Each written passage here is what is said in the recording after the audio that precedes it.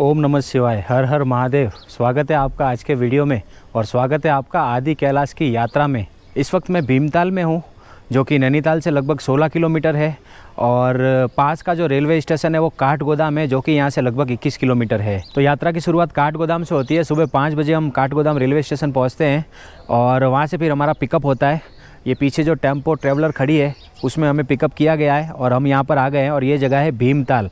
यहाँ पर आके फिर ये KMVN का गेस्ट हाउस है पीछे, इसमें हम रुके, यहाँ पर फ्रेश हुए और अभी लगभग सुबह के 7 बज गए हैं। KMVN का फुल फॉर्म होता है कुमाऊं मंडल विकास निगम। मैं ये यात्रा कर रहा हूँ ट्रिप टू टेम्पल के साथ में, जो KMVN के साथ में आदि कैलाश की यात्रा करवाते हैं। ये यात्रा 7 रात और 8 दिन की है।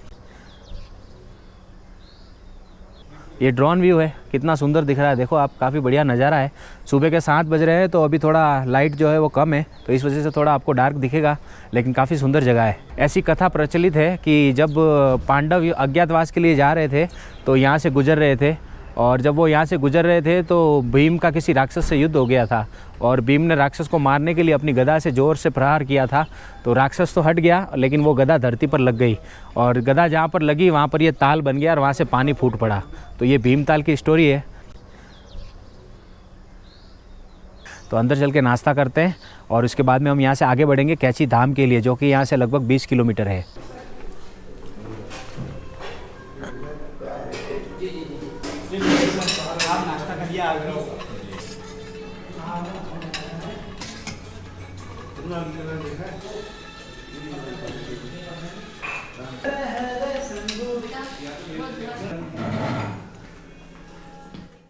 तो आज हमारे साथ में ये सारे लोग हैं, यात्रागण श्रद्धालु है। हाय कर दीजिए एक बार सारे। मेरे साथ में देवाशीष है, जो कि हमारे ट्रिप लीडर है और ये हमें आगे पूरा गाइड करने वाले हैं। सब कुछ इनके हाथ में ही है, हमको कैसे घुमाना है, तो बढ़िया से घुमाइएगा, मज़ा आना चाहिए।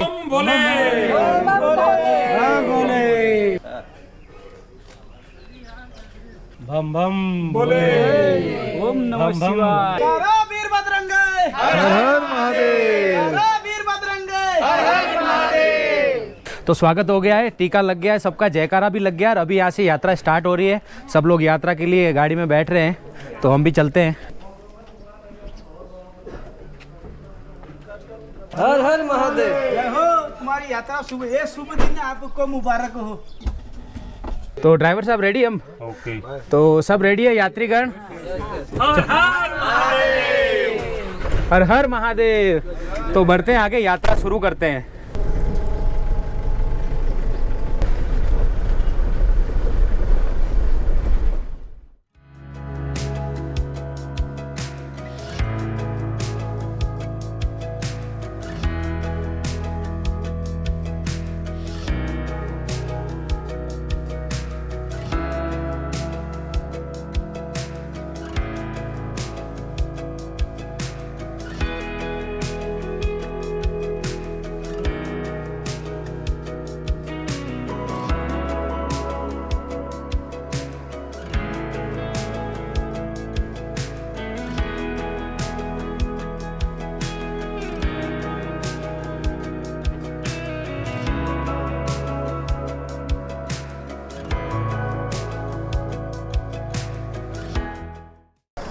तो हम लोग पहुंच गए, गाड़ी से नीचे उतर गए, सब लोग नीचे जा रहे हैं और यहाँ पर बाबा का मंदिर है, देखो ये, इसे कैची धाम कहते हैं।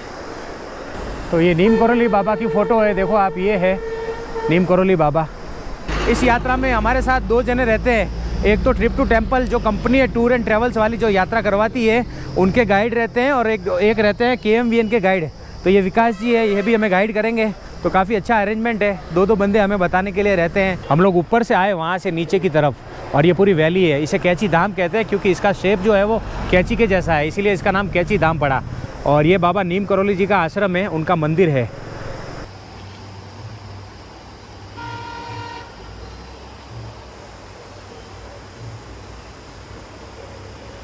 तो ये महान कैची धाम मंदिर है, मैंने दर्शन कर लिए, काफ़ी बढ़िया पवित्र जगह है और एकदम सुकून वाली जगह है। अंदर बिल्कुल पॉजिटिव एनर्जी है। मैं थोड़ा बाहर खड़ा हूँ रोड की तरफ, ये रोड है, क्योंकि अंदर शूट करना अलाउ नहीं है, वीडियोग्राफी फोटोग्राफी बिल्कुल रिस्ट्रिक्टेड है। तो मैं आपको ऊपर से दिखा रहा हूँ रोड से। ये जो आप मंदिर देख रहे हो, ये वाला, यहाँ पर राम लक्ष्मण का मंदिर है, माता जी का मंदिर है और हनुमान जी का मंदिर है। और इसके बाद में ये जो आप जगह देख रहे हो, ये वाली, तो ये भवन है जिसमें बाबा जी रहते थे। ये जो फ़ोटो दिख रही है आपको बाबा जी की, उसके नीचे जो कमरा है वहाँ पर बाबा जी रहते थे। और इसके पास में ये जो वाइट मंदिर आपको दिख रहा है, ये बाबा जी के लिए बनाया गया है। यहाँ पर बाबा नीम करोली की बड़ी सी मूर्ति है और मूर्ति ऐसी लगती है जैसे सच में बाबा वहीं बैठे हैं। कैची धाम में बाबा के इस मंदिर में 15 जून के दिन काफ़ी बड़ा मेला लगता है। लाखों की संख्या में लोग दूर दूर से चलकर आते हैं यहाँ पर। और बाबा जी ने इस मंदिर को, इस आश्रम को 15 जून के दिन ही बनाया था और उनका जन्मदिन भी 15 जून को था। तो उस दिन काफ़ी भीड़ रहती है यहाँ पर। इस कैची धाम में बाबा जी 1961 में आए थे और 1967 में बाबा जी ने यह मंदिर बनाया था। और बाबा जी के जो भक्त है वो केवल उत्तराखंड में नहीं है और केवल इंडिया में नहीं है, विदेशों में भी है।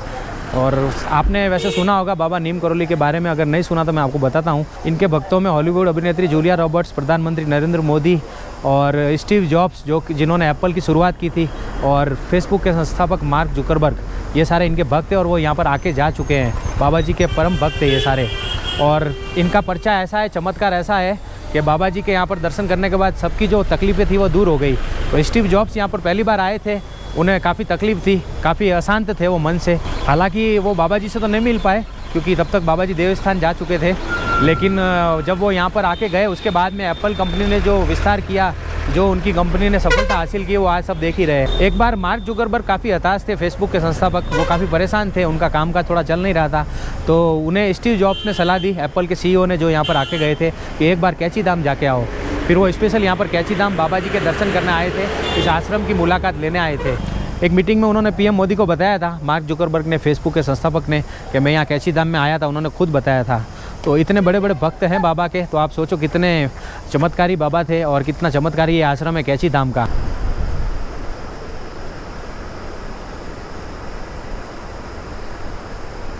कहते हैं कि एक बार बाबा जी ट्रेन से यात्रा कर रहे थे और उनके पास में टिकट नहीं था, तो ट्रेन का जो TC था उन्होंने बाबा जी को नीचे उतार दिया, और वो जगह थी नीम करोली। तो TC ने बाबा जी को नीचे उतार दिया और बाबा जी ने फिर ज़मीन में अपना वहीं चिमटा गाड़ दिया और वहीं पर बैठ गए। तो TC ने जब हरी झंडी दिखाई, विसल बजाई, तो ट्रेन आगे बढ़ी नहीं रही थी। इंजन ज़ोर से आवाज़ कर रहा था, काफ़ी प्रेशर कर रहा था, लेकिन ट्रेन आगे नहीं खिसक रही थी। तो उस ट्रेन में बाबा जी के कुछ भक्त थे, उनको जब ये बात पता चली कि बाबा जी को नीचे उतार दिया है, तब उन्होंने TC से बोला कि ये चमत्कारी पुरुष है और ये हनुमान जी के अवतार है, इनको आप ट्रेन में बिठाओ, ट्रेन आगे बढ़ जाएगी। TC और ड्राइवर ने बाबा जी को प्रणाम किया। बाबा जी से उन्होंने इच्छा जताई कि आप अंदर आइए, ट्रेन में बैठिए, हमारे से गलती हो गई।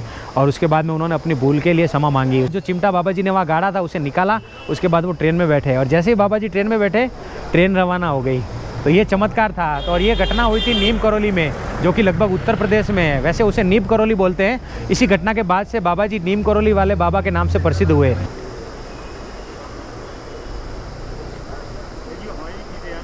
तो मैं ऊपर की तरफ आया हूँ और यहाँ से भी मैं आपको एक बार व्यू दिखा रहा हूँ। ये देखो, ये बाबा जी का पूरा बड़ा सा आश्रम है, पीछे तक है। और नीचे यहाँ पर नदी चलती है, ये जो आप देख रहे हो ये एक नदी है और इसे कोसी नदी कहते हैं। ये कोसी नदी है जो ऊपर से आती है पहाड़ों में से, और ये बाबा जी का पूरा आश्रम है। मैं जूम करके दिखा रहा हूँ आपको, वैसे काफ़ी दूर है। रिचर्ड अल्बर्ट ने, जो कि जाने माने लेखक है, उन्होंने बाबा जी के ऊपर एक पुस्तक लिखी थी जिसका नाम था मिरेकल ऑफ लव। और अगर आप उसे पढ़ना चाहो तो इंटरनेट पर पढ़ सकते हो। उन्होंने बाबा के बारे में कई चमत्कार और कई किस्से सुनाए हुए हैं। यहाँ पर स्वामी विवेकानंद जी की तपस्थली है। यहाँ से 23 किलोमीटर दूर काकड़ी धाम करके जगह है। तो स्वामी विवेकानंद जी भी यहाँ पर आके तपस्या करके गए हैं। तो ये ऐसी महान जगह है। देखो आप, कैची धाम। आ गए सब लोग? दर्शन हो गए बाबा जी के? चलिए, हर हर महादेव।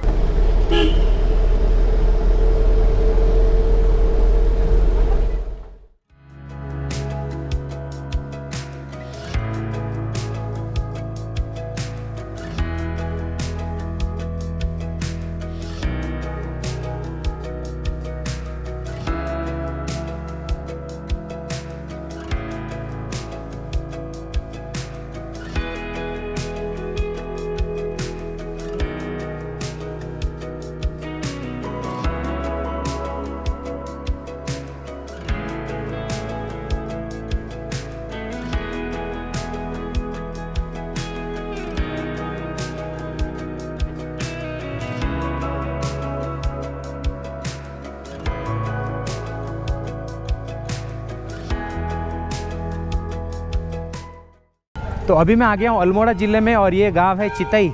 चितई गांव में एक प्रसिद्ध देवता का मंदिर है जिसे गोलू देवता का मंदिर कहते हैं। ये इस तरफ में है, पीछे देखो आप, ये गोलू देवता का मंदिर है।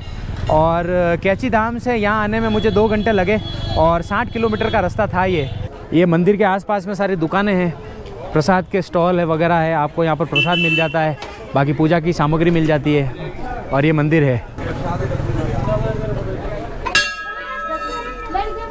इस गेट से मैं अंदर आया और ये मंदिर की शुरुआत हो गई है। और ये घंटियाँ देखो आप, कितनी सारी घंटियाँ हैं, घंटियाँ ही घंटियाँ हैं यहाँ पर, जगह जगह घंटियाँ। आप जहाँ भी देखोगे आपको घंटियाँ दिखेगी।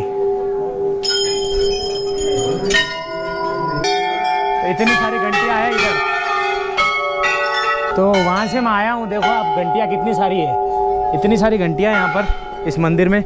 और ये मंदिर का पैसेज है बीच का, और यहाँ से लाइन लगी हुई है, देखो आप, इतनी लंबी लाइन है। इस तरह से घूमते हुए हमें दर्शन करने जाना है इस मंदिर में। यहाँ पर भी सारी घंटियाँ लगी हुई है, देखो आप कितनी सारी घंटियाँ हैं।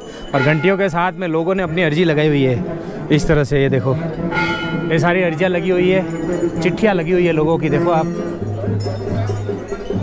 यहाँ पर भी घंटियाँ ही घंटियाँ हैं, ये देखो आप। ये मुख्य मंदिर है।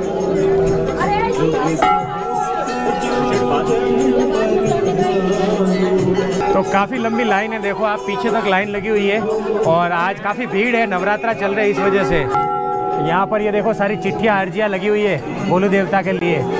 गोलू देवता का दरबार है ये, यहाँ पर न्याय होता है, इसीलिए लोग न्याय मांगने आते हैं यहाँ पर। तो ये गोलू देवता का मंदिर है। पंडित जी आज व्यस्त है, इसीलिए साक्षात्कार नहीं दे पाएंगे। तो ये न्याय के देवता है, गोलू देवता इन्हें कहते हैं। भगत लोग बता देंगे आपको।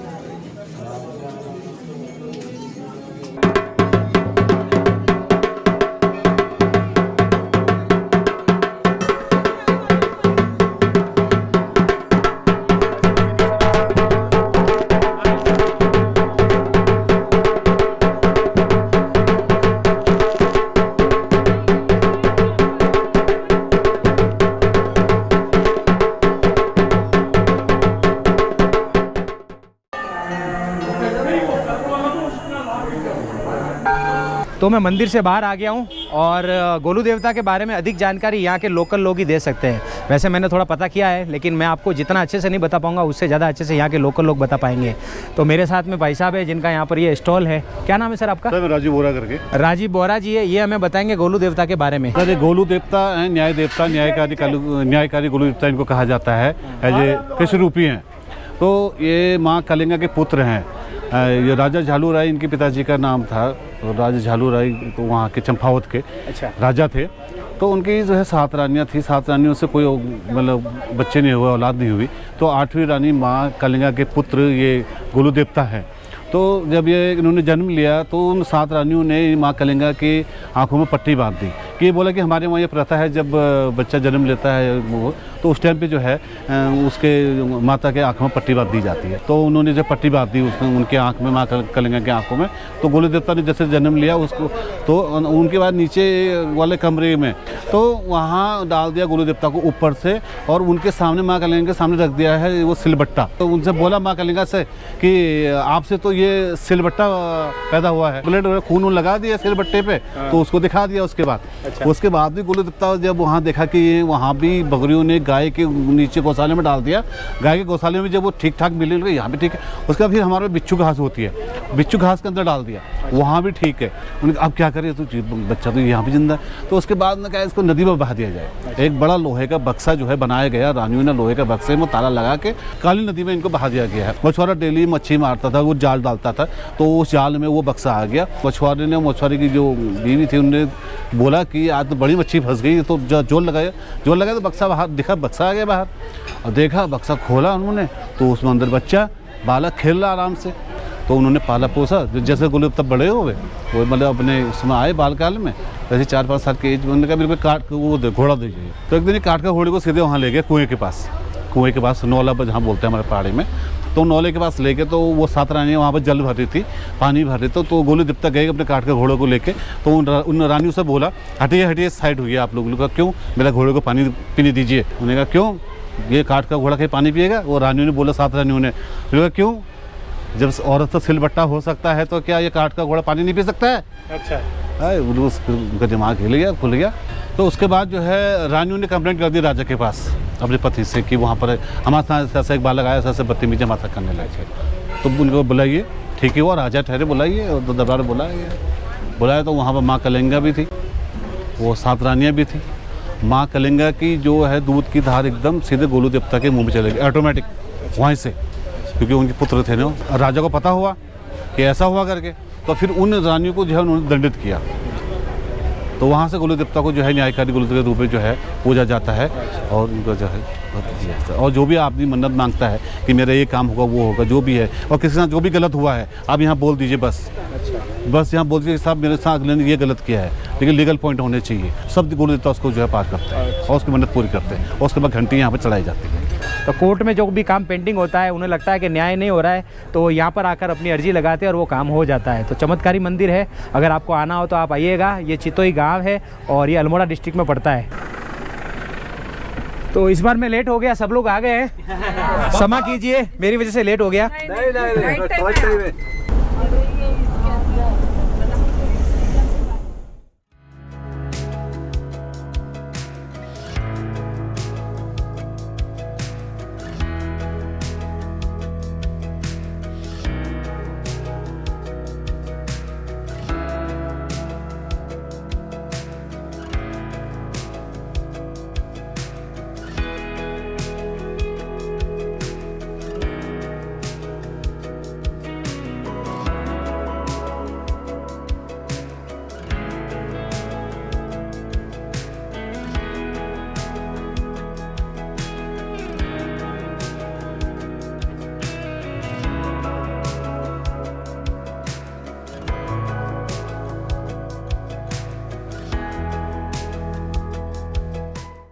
तो अभी हम आ गए हैं जागेश्वर धाम पर। हमने जो गोलू देवता का मंदिर देखा था वहाँ से लगभग 30 किलोमीटर आगे आए हैं हम, और लगभग 1 घंटा लगा वहाँ से यहाँ पहुँचने में। यहाँ से हम आए हैं, ये KMVN का गेस्ट हाउस है, यहाँ पर अभी हम लंच करेंगे और लंच करके फिर हम यहाँ से निकलेंगे इस तरफ से आगे की तरफ। यहाँ सामने वहाँ पर आपको दूर मंदिर दिख रहे होंगे, ये जागेश्वर धाम है।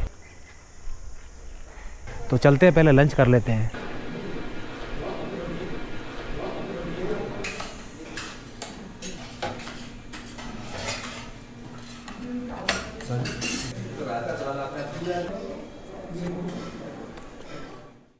तो लंच कर लिया है, काफ़ी बढ़िया लंच था, काफ़ी अच्छा टेस्टी खाना था। अभी यहाँ से नीचे चलते हैं और जागेश्वर धाम पहुँचते हैं।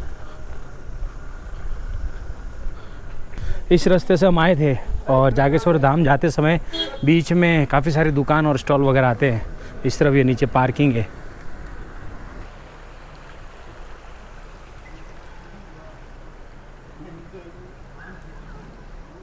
इस तरफ यहाँ पर भैरव जी का मंदिर है छोटा सा एक, और इस तरफ पीछे ये पूरा जंगल है, इसे दारू का वन बोलते हैं। तो यहाँ पर बोर्ड लगा हुआ है आर्कोलॉजिकल सर्वे ऑफ इंडिया, और आर्कोलॉजिकल म्यूजियम भी है यहाँ पर जागेश्वर धाम का। इस तरफ में ये म्यूजियम है यहाँ पर। तो काफ़ी पुरानी धरोहर है ये, इसीलिए इसका देखरेख ASI करती है, भारत सरकार के अंडर में है ये। तो क्योंकि ASI के अंडर में है तो यहाँ पर बिल्कुल भी ड्रोन फ्लाई करना अलाउ नहीं है। मैंने यहाँ पर पूछ भी लिया, उन्होंने मना किया है कि ड्रोन आप फ्लाई नहीं कर सकते, एटलीस्ट कैमरा से शूट करना भी काफ़ी रिस्ट्रिक्टेड है उसके लिए। लेकिन फिर भी मैंने परमिशन लिया है। मैंने जो आपको गेस्ट हाउस बताया KMVN का, वहाँ से लगभग मुश्किल से 300 मीटर की दूरी है जागेश्वर धाम की।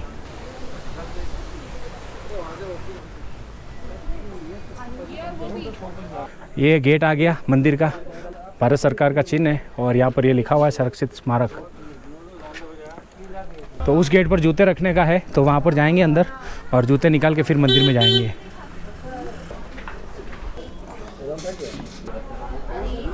तो ये यहाँ पर नक्शा बताया हुआ है मंदिर का, और इसके पास में देखो यहाँ पर डिटेल लिखा हुआ है। जागेश्वर मंदिर समूह कैलाश मानसरोवर के प्राचीन यात्रा मार्ग पर स्थित है।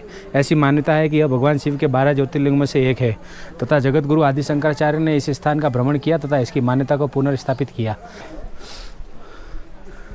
तो सबसे पहला मंदिर ये आता है, और ये माँ मृत्युंजय मंदिर है जो बड़ा मंदिर है सबसे। और उसके बाद में इस तरफ ये सारे छोटे छोटे मंदिर है। देखो आप, यहाँ पर छोटे बड़े मिला के कुल 125 मंदिर है, और उसमें ये मुख्य मंदिर है माँ मृत्युंजय मंदिर। दूसरा वो सामने जो दिख रहा है आपको वो वाला है जागेश्वर धाम ज्योतिर्लिंग। मंदिर के अंदर फोटोग्राफी वीडियोग्राफी करना अलाउ नहीं है, तो मैं आपको बाहर से दिखा रहा हूँ सारे मंदिर। तो ये माँ मृत्युंजय मंदिर है, और इस तरफ देखो ये सारे छोटे छोटे अलग अलग देवी देवताओं के मंदिर है, हनुमान जी का, माता जी का, इस तरह से काफ़ी सारे ये मंदिर बने हुए हैं। और इस तरफ में ये बड़ा मंदिर है, तो ये मुख्य मंदिर है, देखो आप, ज्योतिर्लिंग है ये जागेश्वर मंदिर। तो मेरे साथ पंडित जी है, विनोद जी तिवारी इनका नाम है। ये इस मंदिर के बारे में, जागेश्वर धाम के बारे में कुछ जानकारी देंगे। जागेश्वर धाम जो हमारे देश के 12 ज्योतिर्लिंग हैं, तो उनमें से अष्टम ज्योतिर्लिंग माने जाते हैं नागेशं दारुकावन। अच्छा। नागेश यानी भगवान शंकर, जिनके गले में नागों की माला है। दारुकवन यहाँ बोला जाता है, जो आप देवदार के वृक्ष देख रहे हैं, इसको दारुकवन बोला जाता है, नागेशं दारुकावन। तो उस समय में जो चंद्रवंशी राजा यहाँ पर थे, उनका राज था, राजा दीपचंद, राजा पवनचंद। उनके अंदर मंदिर में प्रतिमा भी लगी हुई है। वो प्रतिज्ञा स्वरूप अभी दीपक लेके खड़े हैं। चंद्रमा, सूर्य, नक्षत्र, तारे रहेंगे तब तक भगवान जागेश्वर जागनाथ जी की पूजा अर्चना चलते रहेगी। अखंड ज्योत जलते रहती है। कई भक्त लोग अपनी मनोकामना पूर्ति के लिए उसमें घी अर्पित करते हैं। बताते हैं सृष्टि की शिवलिंग पूजन यहीं इस जागेश्वर धाम से ही शुरू हुआ है। यहाँ पर 125 मंदिरों का समूह है, जिनमें मुख्य मंदिर हमारे नागेशं दारुकावन में ज्योतिर्लिंग जागेश्वर है या जागेश्वर बोलते हैं? जागेश्वर जगह का नाम इसलिए रखा गया कि यहाँ पर जागृत अवस्था में भगवान हैं। जागेश्वर जागृत अवस्था में ईश्वर है, इसलिए वो जगह जागेश्वर। भगवान भोलेनाथ, जागनाथ जी आपकी हर मनोकामना पूर्ण करें। आप बार बार इस धाम में आते रहें, आपके सब मनोरथ पूर्ण हो। जय भोले। तो यहाँ पर सामने आपको एक पेड़ दिख रहा होगा, देखो आप, इसमें आपको गणेश जी दिख रहे होंगे। मैं थोड़ा जूम करके बताता हूँ। ये देखो, साक्षात पेड़ में गणेश जी दिखते हैं और ये काफ़ी चमत्कारी पेड़ है, ऐसा बताते हैं। ये देखो आप, काफ़ी ऊंचा पेड़ और काफ़ी पुराना पेड़ है। इतना ऊंचा है कि मुझे पूरा झुकना पड़ रहा है आपको दिखाने के लिए, बहुत ऊंचा है ये। इनके बारे में ऐसी कहानी है कि पहले यहाँ पर कोई भी विश मांगते थे, चाहे वो अच्छी हो या ख़राब, वो सारी विश पूरी होती थी। तो कोई किसी के लिए अगर दुर्भावना से भी विश मांगता था, मन्नत मांगता था, तो वो भी पूरी हो जाती थी। फिर बाद में आदि शंकराचार्य जी ने यहाँ पर तप किया था और उसके बाद में उन्होंने इस जगह को इस दोष से मुक्त किया था। अब यहाँ पर आपकी बुरी विश पूरी नहीं होती है, लेकिन आप जो भी अच्छी विश मांगते हो, जो भी अच्छी मन्नत मांगते हो दिल से, वो ज़रूर पूरी होती है। तो ये गणेश जी है, मैंने आपको दिखाया साक्षात पेड़ के अंदर में, और ये यहाँ का चमत्कार है। तो सामने देखो आपको दिखेगा श्री केदारनाथ मंदिर लिखा हुआ है। ये केदारनाथ मंदिर है ये वाला, और इस मंदिर के पीछे जो आप देखो एक पेड़ है, और ये पेड़ नीचे से एक है, ये वाला जो आपको दिख रहा है जस्ट मंदिर के पीछे, लेकिन ये ऊपर जाके 2 हो जाते हैं। ये देखो, तो कहते हैं कि ये केदारनाथ मंदिर के पास का पेड़ है और ये अर्धनारीश्वर है, आधे शिव है आधे पार्वती है, ऐसा बताते हैं। तो ये सारे काफ़ी पुराने पेड़ है, सदियों पुराने पेड़ है, और ये भी काफ़ी लंबा पेड़ है, ऊंचा पेड़ है। देखो आप, यहाँ पर ये कुंड बना हुआ है, देखो आप, ये भी काफ़ी पुराना है। और ये सारे मंदिर है जागेश्वर धाम के।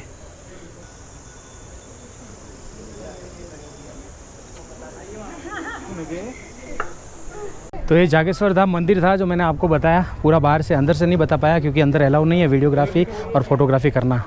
तो ये जागेश्वर धाम था। अभी यहाँ से आगे बढ़ते हैं।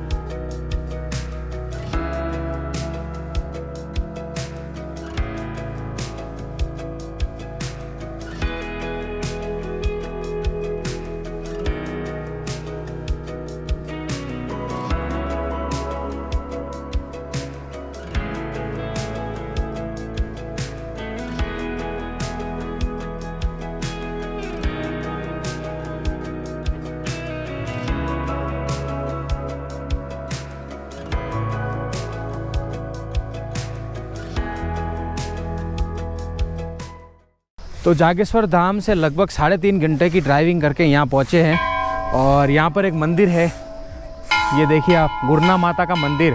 और पिथौरागढ़ से लगभग 15 किलोमीटर पहले ये जगह आती है, ये मंदिर आता है। इस रास्ते से हम आए, ऊपर चढ़ाई करके आपने रास्ता देखा, काफ़ी सुंदर रास्ता है और डेंजर भी है, लैंडस्लाइड काफ़ी होती है यहाँ पर। ये देखो, ये पहाड़ पूरा काटा गया है अभी। और ये मंदिर है गुरना माता जी का। पिथौरागढ़ से 15 किलोमीटर दूर गुरना माता का मंदिर यहाँ पर उपस्थित है। 1952 की यहाँ पर स्थापना है। माँ की वजह से गांव का नाम उज्जवल है। माँ का नाम पाषाण देवी जी है। ये वैष्णवी रूप है। यहाँ गोला, नारियल, दूध पूजा होती है। माँ को हलवा पूरी का भोग लगता है और यहाँ नित्य दिन हजारों शरणार्थी नीचे ऊपर जाते हैं, माँ के दर्शन करते हैं। और जो है यहाँ पर नित्य दिन नवरात्रि में काफ़ी रोज़ भंडारे होते हैं। माँ के दरबार में हलवा पूरी का भोग लगता है। हर श्रद्धालु माँ का प्रसाद ग्रहण करके दाएं बाएं को निकलते हैं। और यहाँ पे जो है घंटे, चुन्नी, निशान, माँ का श्रृंगार चढ़ता है। जय माता की। तो मैंने आपको ये मंदिर बताया, पंडित जी ने काफ़ी अच्छे से हमें समझाया। और यहाँ मंदिर पर लिखा हुआ है जो जय गुरना माता की। तो गुरना माता का मंदिर है, लेकिन माता का नाम पाषाण देवी है। गुरना जो है वो इस गांव का नाम है, लेकिन माता के नाम से ये गांव फेमस हो गया है। और ये हाईवे के ऊपर ही है। ये वाला जो आप देख रहे हो ये पिथौरागढ़ वाला हाईवे है। अभी हमें यहाँ से आगे इस तरफ बढ़ना है पिथौरागढ़ के लिए, जो कि लगभग यहाँ से 15 किलोमीटर है। तो अभी यहाँ से आगे बढ़ते हैं। मैंने आपको मंदिर दिखा दिया माता जी का। काफ़ी अच्छा मंदिर है और काफ़ी पुराना मंदिर है। यहाँ पर देखो ये पानी आ रहा है ऊपर से, गाड़ी वगैरह धो लेते हैं लोग। ये देखो ये यहाँ पर कितने सारे पत्थर है, रास्ता पूरा ब्लॉक हो गया है। इस तरह से लैंडस्लाइड होती है काफ़ी ज़्यादा यहाँ पर। और सनसेट हो रहा है अभी, देखो नज़ारा कितना बढ़िया है। और यहाँ से नीचे खाई है।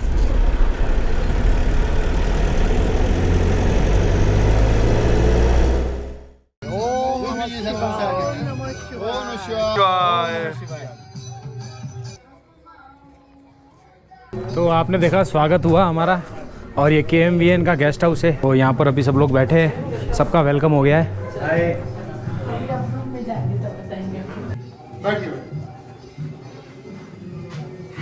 तो पहले दिन की यात्रा पिथौरागढ़ में आकर ख़त्म होती है। हमारा सबका स्वागत हो गया यहाँ पर। और ये KMVN का गेस्ट हाउस है, मैंने आपको बताया। फर्स्ट इम्प्रेशन तो अच्छा है, स्वागत भी बढ़िया किया। रूम देखते हैं कैसा है। वाह, तो ये है अपना रूम।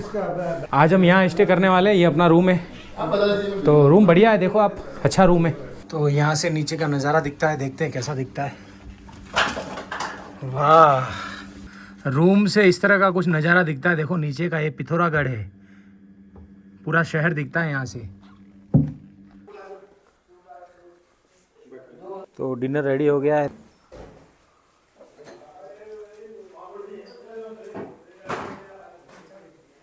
तो ये था आदि कैलाश यात्रा का हमारा पहला दिन, जिसमें हमने भीमताल से शुरुआत की थी। उसके बाद हम कैची धाम गए, वहाँ से फिर हम गोलू देवता टेम्पल गए, वहाँ से जोगेश्वर धाम गए और वहाँ से उसके बाद में हम यहाँ पर आए पिथौरागढ़। और रात हो गई है, अभी यहाँ पर डिनर की तैयारी हो गई है, डिनर करेंगे। तो मैंने आपको बताया ये यात्रा में ट्रिप टू टेम्पल्स वालों के साथ में कर रहा हूँ। और ट्रिप टू टेम्पल्स वाले KMVN के साथ मिलकर ओम पर्वत और आदि कैलाश की यात्रा करवाते हैं। तो यात्रा काफ़ी सुखद रही, पहला दिन काफ़ी बढ़िया था। और ट्रिप टू टेम्पल्स की जो डिटेल है, उनका जो कॉन्टैक्ट नंबर वगैरह है, वो सब कुछ मैं वीडियो के डिस्क्रिप्शन में नीचे दे दूंगा।